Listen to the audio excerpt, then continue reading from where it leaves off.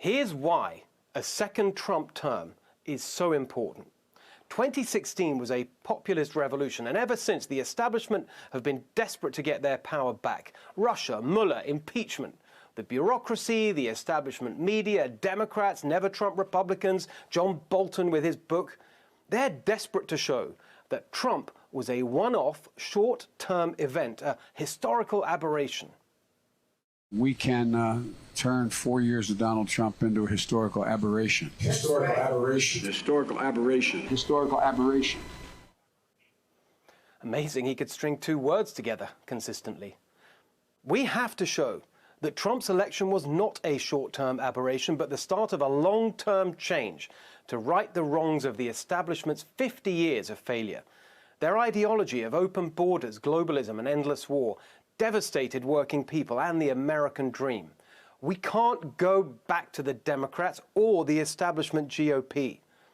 We must show that this is a new, enduring conservative populism, pro-business on tax and regulation, and pro-worker on trade and immigration, pro-America on defense, and pro-family on paid leave and tax credits, conservative judges and criminal justice reform, law and order and justice. The need for this conservative populism was obvious before coronavirus, the shutdown and George Floyd. But now the stakes in this election are even higher. The shutdown has destroyed the economy. The only way to rebuild it is with an aggressive pro-growth agenda. The Democrats, they're off on Planet Pelosi with a mad pro-government agenda. We'd see sclerosis and slump that would make the 1970s look like the Reagan boom. The Black Lives Matter protests have highlighted the evil of racial inequality. The only way to reverse historical injustice is with a pro-opportunity agenda on education, housing, jobs, family, community, and more. A Democrat win in 2020 would be a tragic setback for African Americans. On top of that, we now know what kind of a leader Joe Biden would be. He wouldn't be a leader at all. He's a follower, a weak, corrupt, mentally malfunctioning cipher, being pulled further to the left every week.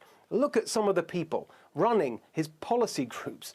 AOC on climate change, Pramila Jayapal on healthcare, Marsha Fudge on education. The loony left will be the puppet masters of a Biden presidency. Here's the establishment scheme for November. Keep the House, take the Senate, take the White House. Then use unconstrained power, not just to defeat Trump, but to crush the populist revolution. They will abolish the legislative filibuster, so they only need a simple majority in the Senate. They'll use that to give statehood to DC and Puerto Rico for a permanent Senate majority. They'll gerrymander districts in 2021 to shut Republicans out of power in Washington and state capitals. And they will pack the Supreme Court to gain permanent control of the judicial branch, destroying the Constitution and giving unlimited power to the administrative state. You think this kind of establishment fascism couldn't happen here? Trump has driven them all crazy. It will happen here, unless he wins. To do that, the Trump campaign needs a new message and a clear plan for the second term. In 2016, Donald Trump promised change for the victims of establishment failure. He did that with historically low unemployment and high earnings growth for the lowest paid workers, and especially for African Americans, for whom he also delivered criminal justice reform, opportunity zones, and record investment in HBCUs. President Trump can meet this moment and win over the voters he needs in 2020 with a new message of change for people who've been left behind. Equal opportunity for Americans of every race. Make America great again, for all. To support that message, the president needs clear, simple policy ideas on the four big issues that will swing votes in November.